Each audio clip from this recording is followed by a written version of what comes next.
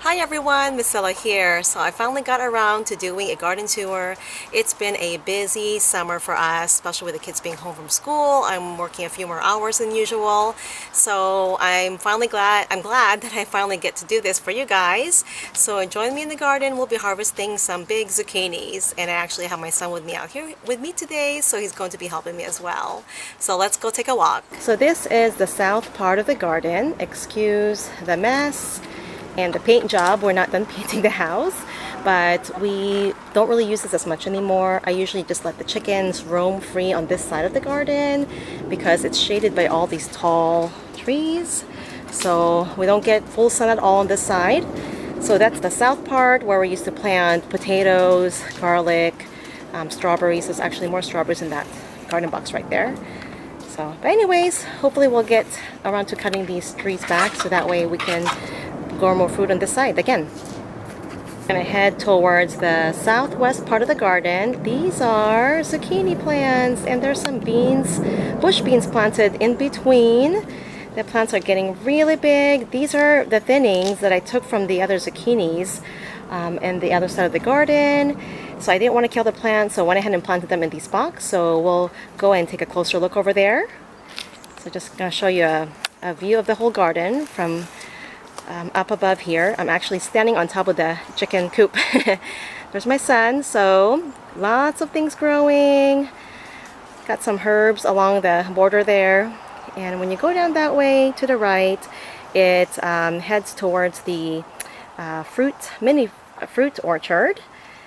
But we're not going to be doing a tour of that today. And actually, I've got something new planting or growing under these trees. So I'll be planting some wine cap mushrooms right here in the shade on the wood chips. We met some wonderful friends through social media. They live locally, and we got to visit their wonderful garden. And they gave us some plants and also some myceliums so that way I can grow some edible mushrooms. So here's a closer look of the zucchini plants, and again there are some beans planted in there along in between. I think this is a yellow zucchini squash. So these are younger plants because, like I said before, they were from the thinnings and they didn't grow as quick as the ones that I left in the ground. Also, I've got some, let's see, these are carrots flowering, producing some flowers for us, and these are the ones that I regrew from the carrot scraps. So these were just some carrot tops that I stuck in the ground. Yeah, you can still see the carrot in there. Let me get a closer look. Yep, these are the carrot tops, and you can replant carrot tops and they'll produce some flowers for you and seeds. And also, I think I've got another one here that I'm regrowing. This one here is onion scraps, and there's the flower. It looks like all the seeds fell out. So yeah, you can actually regrow vegetable scraps and get some seeds from them. So next box here are more zucchini plants. So looks like they're still pretty young, but they've gotten really big though. Great size ones here, and there's some beans in between there as well. So let's head back over here. So we're gonna start with our herbs, or this little area here. So I got some flowers. Oh, this is ground cherry. So this is another plant that our friends that we met locally, and they gave us one of their plants. Look at this. So they're from the nightshade family, so they look like little tomatillos, kind of sweet, pretty delicious. I remember eating this as a kid when I was little in the Philippines, so it really brought me back to my childhood. There it is. So it's like a little tart and sweet at the same time. Very delicious. And this is an annual plant, so you'll have to plant them from seeds every year. Basil in this pot here, lots of basil, and along the side I planted some cilantro, and also there's some parsley seedlings. And over here, this is actually one of my purple tree collard in the pot that I left in there. And along the side are some green onions I'm regrowing from scraps, so we'll be using those, of course. More cilantro. And over here are some cuttings that I'm starting. So I've got some rosemary. There's a sage cutting there in the middle. This is bay leaf. More rosemary cuttings. I think these are already rooted. More sage. Some thornless blackberries from our friends again that we met. And this one here is called chocolate berry. So this is a cutting that they gave me as well. Look at that. They taste kind of like coffee, between coffee and chocolate. Very beautiful berries. Look at that. So I cannot wait till they produce next year. And a couple more purple tree collard cuttings. And over here, got some chives over there. So this is our herb garden. We'll just go around this row here, or go down this row. In this little pot is some lemongrass, and over there are some mint. And we're gonna go down the row to the left. Got a sage there, rosemary. The next one here is some lavender, oregano, blooming again. I actually cut these back in June, and I went ahead and just let it flower because it attracts pollinators such as bees, bumblebees, and honeybees. And the flowers are beautiful. Look at that. And over here, it's a lemon balm. I actually cut back all the way because it kept going to flower, and we don't want these to go to flower because they spread like wildfire. Lemon balm is from the mint family, and they put out runners, and they are very prolific plants. More lavender, more lemon balm here, and another oregano. And on down this row are more lemon balm. Oh, that one's going to flower, see those little flowers? So I will definitely cut this back all the way. I don't want the flowers to spread. And a couple of rosemary here that I started from cuttings about 2 years ago, and they're about 18 inches tall now, so they're doing really well. So now we're going to go back where we started here. So over on this right are some strawberry plants. This is our strawberry patch. Look at that. It's gone crazy. Now they do put out these runners, so it's a good idea to cut them back. Cut them off. See, that's taken over the pathway. That way the energy will focus on establishing the plants, and also for fruits, so that way it'll grow more fruits for you and you'll have healthier, bigger plants. So cut those runners unless you want to propagate them. Other than that, I'm going to be cutting all these runners back. Look at that, they're all over the place. And I've got some more strawberries to the left here, a row of strawberries. I actually just planted these plants on this side about 3 months ago, and look how lush and healthy they look. So I've been cutting back the runners, so they've gotten really big. The leaves are huge. Look how big the leaves are. And all I'm doing is amending the soil with organic worm castings and mulching with wood chips. Okay, and over here, oh, this is a broccoli. It's time probably to pull this out. It's flowering. This one, oh goodness, fell over. See, it's going to flower. There's little tiny of the broccoli crowns there we can harvest.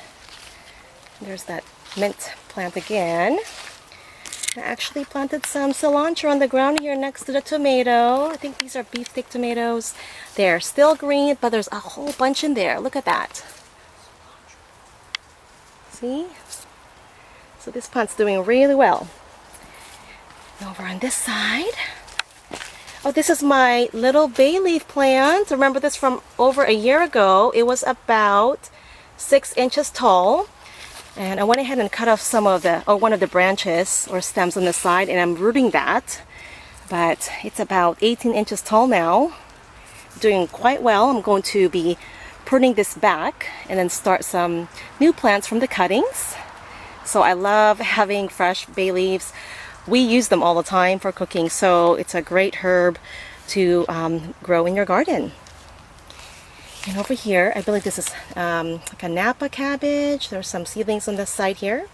This is more of a shadier part of the garden, so I try to grow cooler crops on this side when it's summertime. Russian kale, very young plants there. And then I think there's some mint back there. Lemon balm. So they're kind of growing everywhere. I had to pull out a lot of lemon balm when I went to see that year, and they're still popping up here and there. One of my purple tree collard, it's actually leaning over there, getting too heavy. And here's another purple tree collard. Let me back up a bit here so you can get a better look. It's about, I think, 6.5 feet tall. Lots of foliage. So remember, this is the one from last May. It was just a little cutting, about 8 inches tall, 6 to 8 inches tall, and now it's over 6 feet, 6.5 feet. Doing really well, very healthy plant. And over this trellis, I'm going to back up a bit here so you can see. So this is a garden box. It's about 2.5 feet wide, and I believe about 10 feet long. This is where we have our trellis. We've got some scarlet runner beans. We also grew some snow peas here earlier this summer or spring. And there's some cilantro that went to seed. So we've got lots of seeds. Look at that. Tons of cilantro seeds.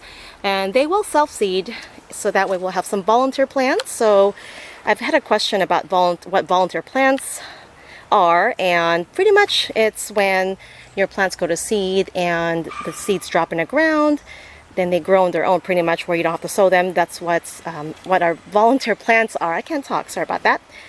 And I planted some lemon cucumber, but it's really small and it's not doing well because I think they were shaded by the sunflowers and the beans, so they didn't get that much sun, but that's okay.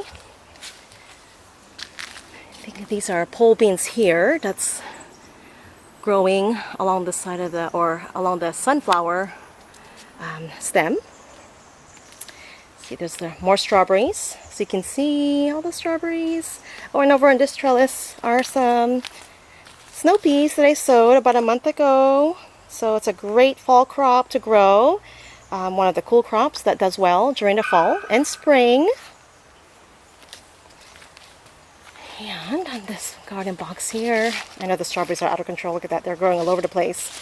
Got a row of broccoli, and on the bottom are some bush beans. I've already harvested them. I think they're almost gone. Probably a couple in there left.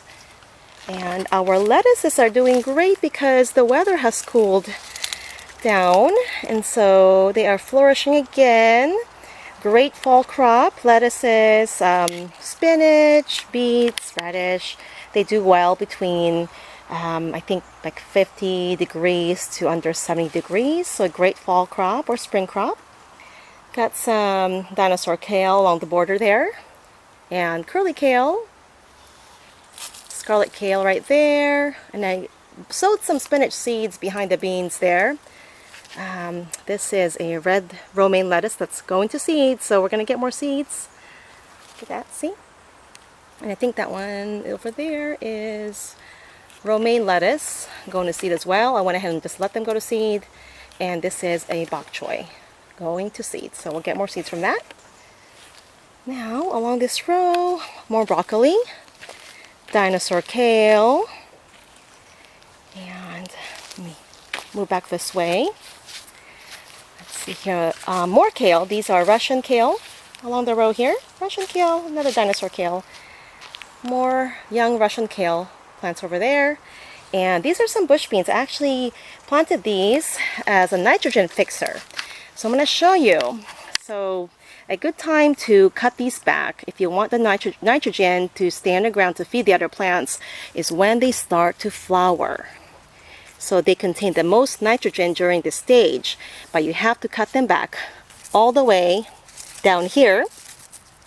That'll kill the plants, and the nitrogen that's stored in the nodules of the plants that were placed there by the Rhizobia bacteria will be released into the ground. So I'm going to go ahead and pull out one of these bush bean plants. So here is an excellent example of root nodules. So the soil-dwelling bacteria is called Rhizobia, and what they do is infect the roots of legume plants. And what they do is they form these nodules, and this is where they end up living, and also they store the nitrogen into these nodules. So what they do is they extract the nitrogen from the air and convert it into a form that the plants can utilize. So the Rhizobia bacteria feeds off the sugars or carbohydrates from the plants, and in return, the plants get nitrogen from the Rhizobia bacteria. So as soon as the plants die, the nitrogen can be released into the ground. So what we're going to do is put this back in the ground, cut back the plants right here about an inch above the roots, let the plant die, and the nitrogen should be released into the ground to feed other plants. Now you want to do this right just before they start producing beans. So they're starting to flower. This is the stage where they contain the most nitrogen. So this is a really great one. So I'm going to go and put this back in the ground, and I will be cutting back the plants, and so that way the nitrogen will be used by other plants. Here is another nitrogen fixer plant, or weed if you want to call it. This is clover. So when I see this pop up in our garden, I just let it be.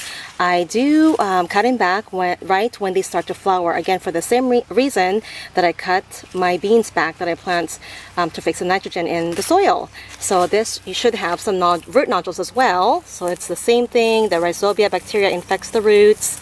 So I'm just going to pull it out. I have a lot of these growing, so it's no big deal if I pull this one out. So I can show you how the roots look like. Oh, wow.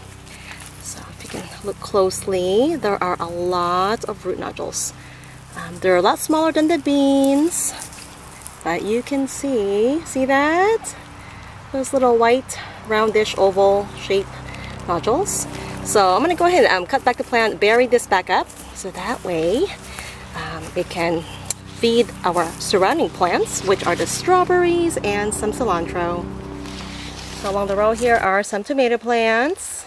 There's a bird bath there, some snapdragon flowers, a couple of plants here. Now I just placed this garden box from the other side, and it's become like a compost pile, but we're going to layer it with some more dirt, soil, and then compost, and we're going to be planting something in here for our fall garden. Okay. A couple of tomato plants. I did not stake these ones, so I just let them fall on the ground, but that's okay. Got some, I think, beefsteak tomatoes.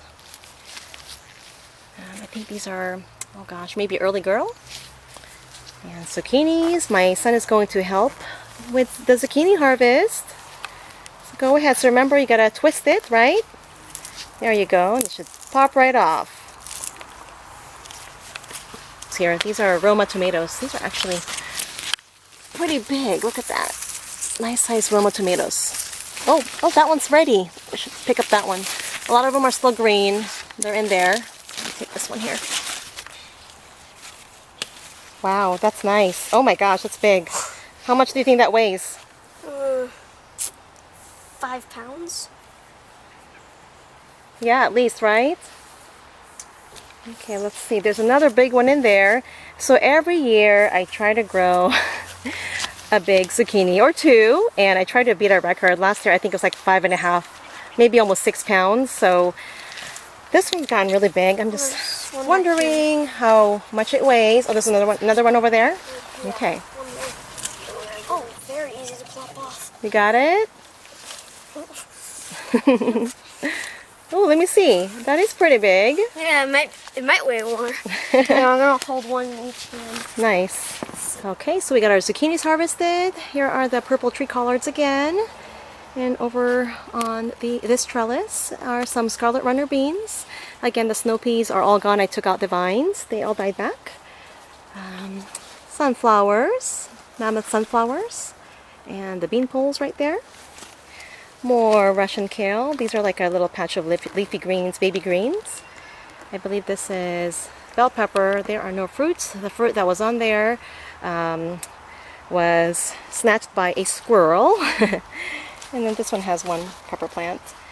I don't really do well with peppers at all. I get about 6 to 7 hours of sun during the summer here on the west side of the garden. But that's okay. I'm able to grow other things. So here are the scarlet runner beans. Some of them are drying out already. So if you've never grown scarlet runner beans, the young pods are very sweet. It's the sweetest pods that I've ever tasted. So you eat them when they're about 3 to 5 inches. They get bigger than that. They get really fibrous, and you'll have to just cook them. But look how beautiful those beans are. And some of the pods get over a foot long. See?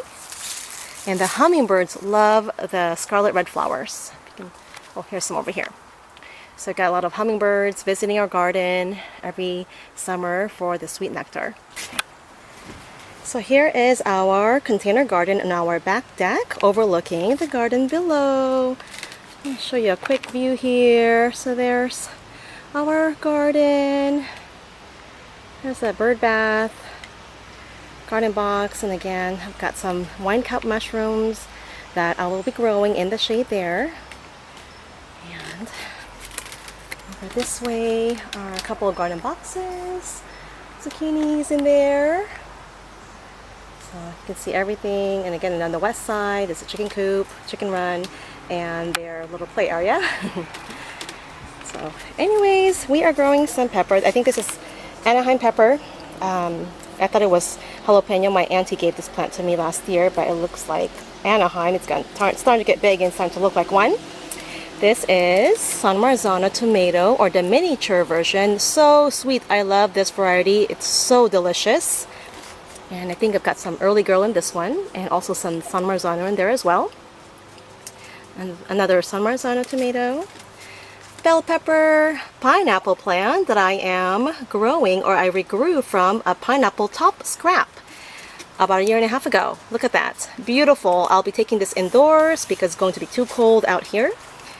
This is my lemon Meyer tree. I actually cut it back, so it's going to be a lot shorter, but the branches above died back completely. So right where it's a little lighter here, it's light brown, then it's green here. So I like it compact, so this is perfect. I'll be taking this indoors as well. I don't remember sowing bok choy seeds in here. I think it's from this bok choy scrap that I replanted, and it grew flowers and produced seeds. And I actually had this garden tower, this stock garden tower next to these pots. So I believe they self-seeded about maybe 3 or 4 weeks ago. And over here on the green stock garden tower, I've got some beans growing. I believe this is celery scrap that I'm regrowing. Look, it's going to be producing seeds. And these are more carrot tops I'm regrowing. And as you can see, it went to flower, and there are going to be some seeds from that carrot top. I'll spin it around. I've also got some bok choy, young bok choy plants on top there. This is Chinese kale going to flower. The flowers are white, brassica family, but they are super sweet. My little daughter loves the flowers. And growing some spring onion scraps. Also have some cilantro that I sowed in there. Let's spin it around again. Some more green onion scraps in the bottom. And some more beans. Yeah, so that's about it. Great little tower. Perfect for container gardening and limited space. Or if you have a big space, you can have more than one. So I love this green stock garden tower. Very easy to maintain. Use water here. It holds about 2 gallons of water, or if you want to put any liquid fertilizer, and it just drips down, so it's got a nice irrigation system. So we weighed the big zucchinis and we beat our record. This is 6 pounds, less than 1 ounce, so about a little bit over 6 pounds. I think last year it was almost 6 pounds, like 5 pounds 15 ounces. So we did it. It's bigger this year. Oh. Yay! Well everyone, thank you so much for joining me today. I'm going to be baking some zucchini bread. Got some really nice sized zucchinis here, probably bigger than last year's, so we'll see how much they weigh. But anyways, I hope that you guys enjoyed this tour today, and thank you so much for joining me. And I'll be back again sooner than later. I'll be planting my fall garden soon, so stay tuned, and we'll be talking about what I'll be planting for our fall and winter garden. Thanks again for joining me everyone. Have a wonderful weekend and happy gardening. So here's our zucchini harvest, couple of huge ones, some tomatoes. I hope that you guys enjoyed this tour today. Thank you so much for joining me, and I will see you again soon. Enjoy your weekend.